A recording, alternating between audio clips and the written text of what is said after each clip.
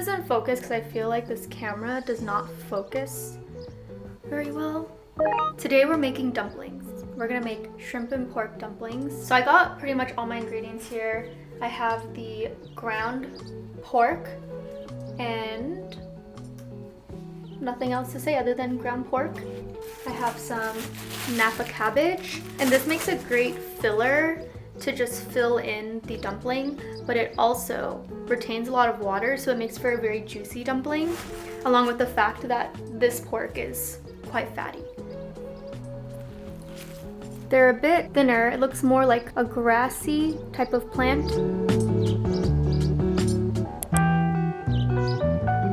I got my salt, some pepper. I would prefer white pepper, but I don't have any. Some garlic powder. I'm trying to film this for Instagram and for YouTube at the same time, so trying to do this all in one shot is kind of difficult, but we'll figure it out.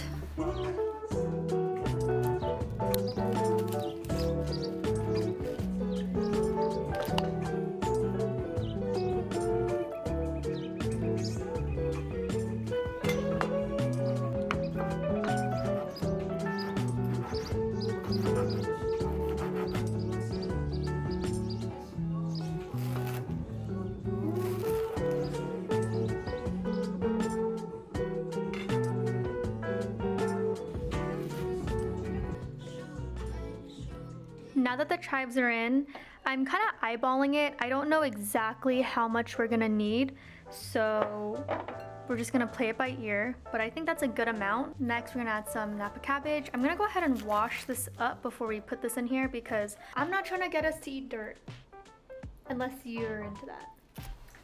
Clean, all clean. I dried them off too so that there's not too much water in the dumplings because I don't want them to be all mushy when I'm trying to wrap them up. So dried them off in a towel because she's eco-friendly. I'm gonna chop these up really finely, almost in the same kind of size as those.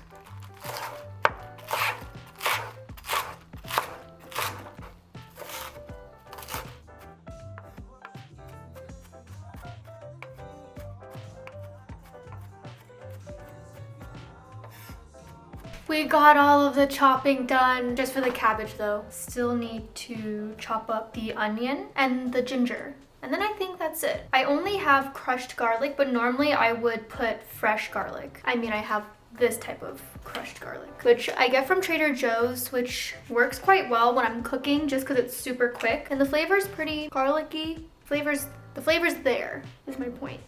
So, well worth it if you just don't want to have to mince garlic every single time you cook. This is not really the smartest thing. I'm gonna go like this. Yes. And I would say maybe this is about 2.5 cups of Napa cabbage. Very finely minced. You wanna make sure it's very finely minced. There she is. I also like my things very garlicky, so I'm gonna put a few of these in there. Okay, it's all liquidy. I'm gonna put 4 because I like a lot of garlic. Gotta mince up this bad boy. The mincing continues. I think that's the most time-consuming part about making dumplings, or one of the most time-consuming parts.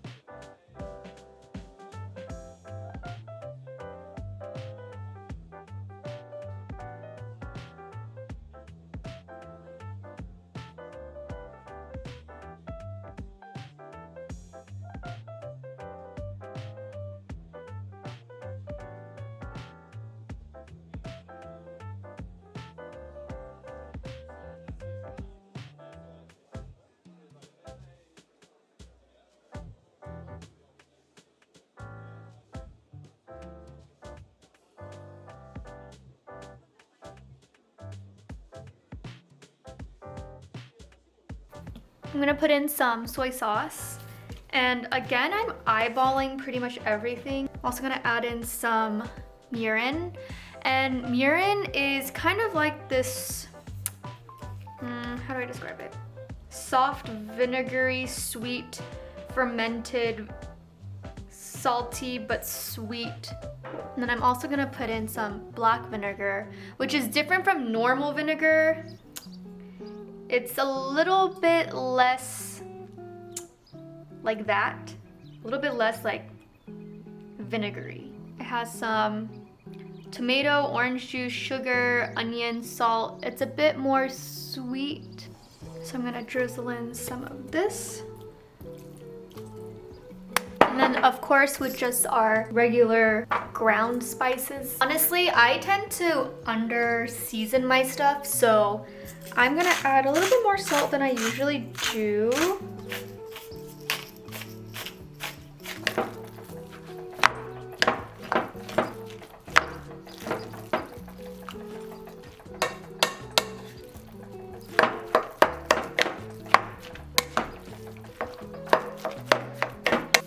This works so much better than a spoon.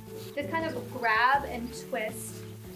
Then I'm also holding up the side here so that my glove doesn't just collapse into what I'm mixing. So I have these wrappers that I got from the Asian market. They're pretty accessible. I think even Ralph's probably sells a version of these. This is the northern style dumpling wrapper, which I believe is a bit thicker than the normal wrappers that you might find at the American grocery market. So I have my spoon here, which I scrambled the egg, and the egg is just gonna be used for around the edges because that's what's gonna hold the dumpling together. So I'm gonna take a spoonful of the dumplings, the dumpling filling. I'm gonna add it inside and make sure none of the ingredients in here are on the edge or else it won't close. I think we can fill it a little bit more. You have plenty of options when it comes to, well, you know what, I might have overfilled it. But you have to just use your fingers and kind of pat it down if necessary. So I'm going to, you know what, I definitely overfilled this one. Let me take some of the filling out.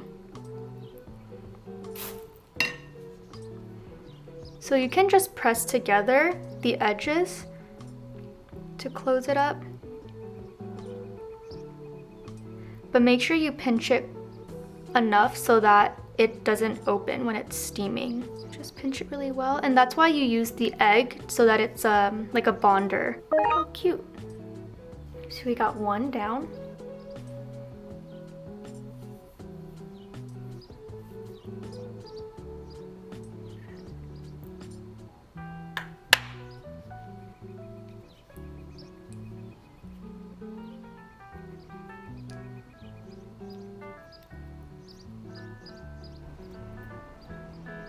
So what I'm gonna do is put some on a beautiful plate and I'm gonna steam them up. I don't have a formal steamer, but what also works is just putting them on a plate and having some boiling water in the pan underneath it, and the steam will cook whatever's on the plate. And I'll show you what that looks like.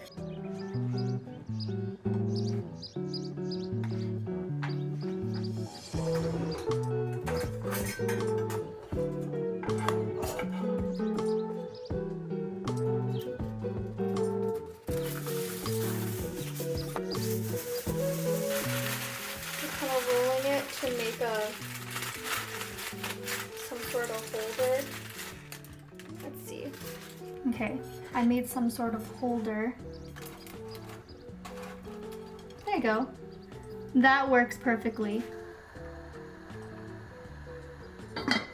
And also, if you will make too many dumplings that you'll eat in one sitting. So I recommend when you store them that you put them all down like so, and then freeze them, because if you were to put them all in a bag and freeze it, they'll stick together and all rip apart. So make sure when you freeze them separate, if that makes sense. And then once they're all frozen separate, you can put them in a bag and they won't stick together.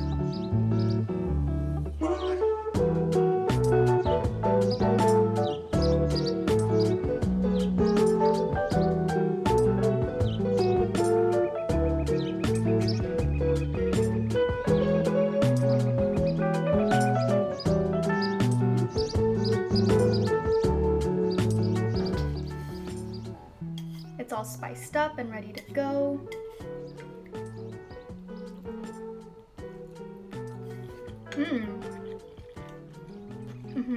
I feel like the ginger also brightens it a lot, so it doesn't feel too heavy. It tastes very bright. Thanks for watching. Follow me at Nicole Bloop Bloop